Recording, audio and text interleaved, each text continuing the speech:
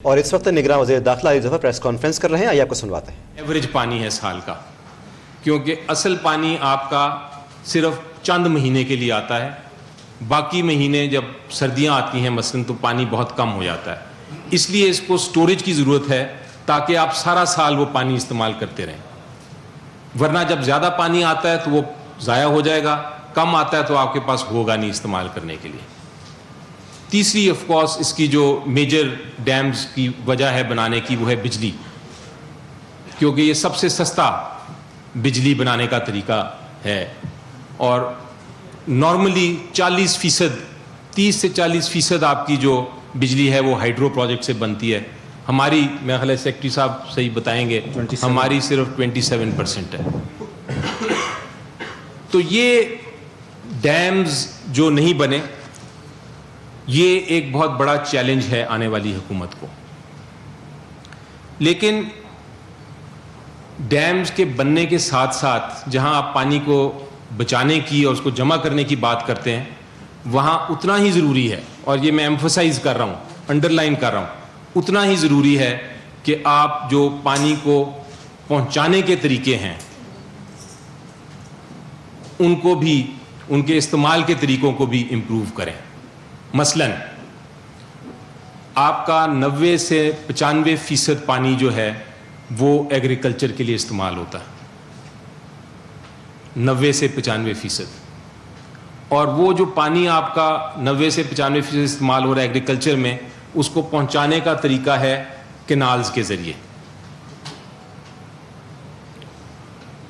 ہم نے کینالز میں جو ہم پانی پہنچاتے ہیں وہ 60 سے 70% ضائع ہو جاتا ہے، کیونکہ اس کی لائننگ نہیں ہوئی،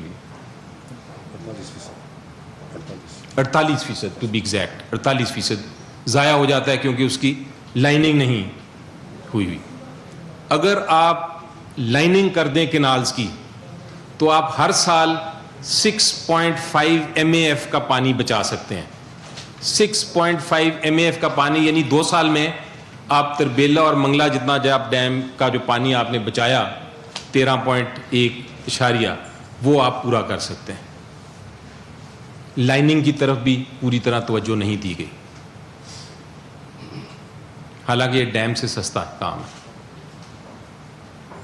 پھر جس طرح میں نے کہا کہ آپ کی ایگریکلچر 90 to 95%، 90 سے 95% پانی جو ایگریکلچر پہ استعمال ہوتا ہے، وہ ایگریکلچرل ٹیکنیکس آپ کی جو ہیں، جو آپ جس طرح آپ ایگریکلچر کرتے ہیں وہ 200 سال پرانی ٹیکنیکس ہیں۔ یعنی کہ ہماری ٹیکنیک یہ ہے کہ ہم پانی کو فصلوں میں ڈال دیتے ہیں اور وہ آدھا پانی ہوا میں چلا جاتا ہے، آدھا پانی زمین کے اندر چلا جاتا ہے، اور جو کراپ ہے، جو آپ کا فصل ہے، اس کو تھوڑا سا ملتا ہے، جبکہ باقی دنیا کیا کہہ رہی ہے؟ ڈراپ فار اے کراپ، یعنی ہر قطرے سے آپ کراپ بنائیں۔ ہم نے اس کی طرف بھی غور نہیں کیا، جبکہ دوسرے ممالک میں دیکھیں تو انہوں نے ریگستانوں میں drop for a crop technique کے ذریعے انہوں نے ریگستانوں میں فصلیں اگا لی، ہم نے یہ بھی نہیں کیا۔ پھر آپ ایک اور غور کریں،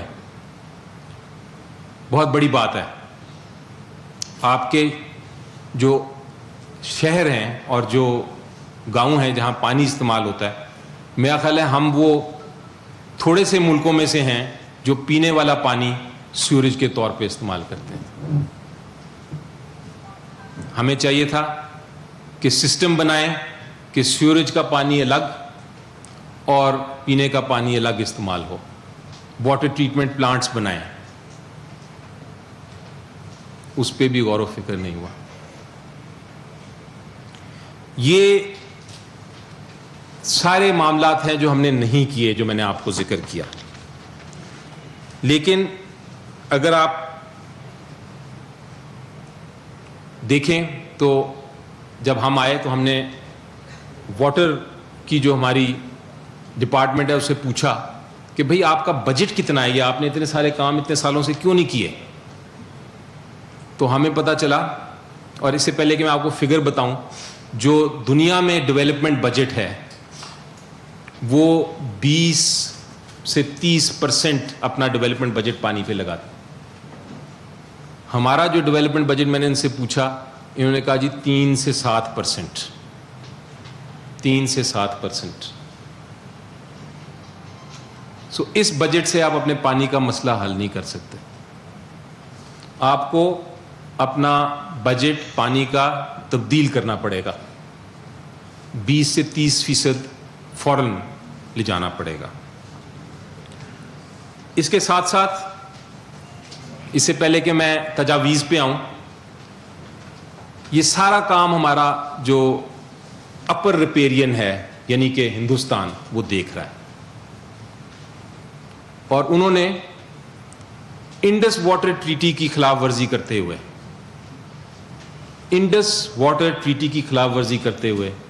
انہوں نے کرشن گنگا ڈیم بنا لیا. جو ڈیزائن انڈس واٹر ٹریٹی میں دیا گیا تھا اس کی بھی خلاف ورزی کی,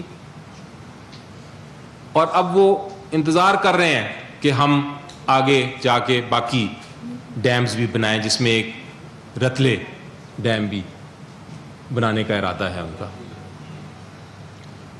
یہ کیس جو ہم لے کے جانا چاہتے ہیں پاکستان, اس کے اوپر میں نے بہت غور و فکر کیا,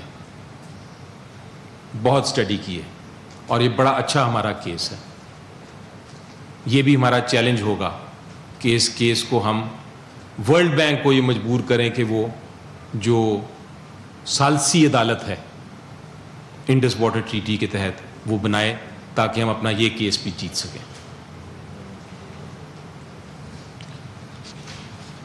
اب میں آتا ہوں 10 تجاویز پہ جو ہم نے تجاویز بنائی. اس کے لیے میں کہنا چاہتا ہوں, میں شکریہ کرنا چاہتا ہوں, کیونکہ جہاں تک تو سیکرٹری صاحب ہیں اور باقی جو واٹر ڈپارٹمنٹ میں لوگ ہیں کام کر رہے ہیں, اس کے علاوہ ہم نے جو پاکستان میں جتنے ایکسپرٹس تھے پی ایچ ڈی جن کو باہر کے ملک استعمال کر رہے ہیں, جن کی سروسز اور ایکسپرٹیز کو باہر کے لوگ استعمال کر رہے ہیں, ہم نے ان کو بھی دعوت دی. اور میں نے ان کو کہا کہ دیکھیں, میں آپ کو حکومت آپ کو کچھ دے نہیں سکتی, صرف آپ سے مانگ سکتی ہے. والنٹیرلی آ کے لوگوں نے یہ تجاویز دی, اور ہم نے اس کو پھر سنتھسائز کر کے اس کو کمپائل کر کے 10 میجر ریفارم پیکیجز میں ڈالا. وہ 10 میجر ریفارم پیکیجز کیا ہیں؟ نمبر 1, آپ کالا باغ ڈیم کے کنسنسس کو ڈیولپ کریں. یہ چیلنجز ہیں آنے والے وقت کے لیے, اور پھر اس کو شروع کریں. یہ ضروری ہے. جیسا میں نے کہا, ہم زندگی کی بات کر رہے ہیں, اور جب ہم زندگی کی بات کریں تو آپ کو ہر چیز کو دیکھنا پڑتا ہے. دوسرا, جو ڈیمر بادشاہ ڈیم ہے اور جو محمد ڈیم ہے, بادشاہ ڈیم کے ٹوٹل جو آپ کی ریزروائر کی کیپیسٹی ہوگی وہ 11.7 MAF ہوگی, اور جو محمد ڈیم کی ہے وہ 0.75 MAF. اور آپ نے اس وقت دیکھا کہ وفاقی وزیر داخلہ اس وقت علی ظفر میڈیا کے نمائندوں سے بات کر رہے ہیں. انہوں نے بات کرتے ہوئے کہا کہ ڈیموں کی تعمیر کا معاملہ نئی حکومت کے لیے بڑا چیلنج ہے. انہوں نے بات کرتے ہوئے کہا کہ ہمارا آبپاشی کا نظام 200 سال پرانا ہے. کالا باغ ڈیم پر اتفاق نہیں ہوا, باقی ڈیم کیوں نہیں بنے؟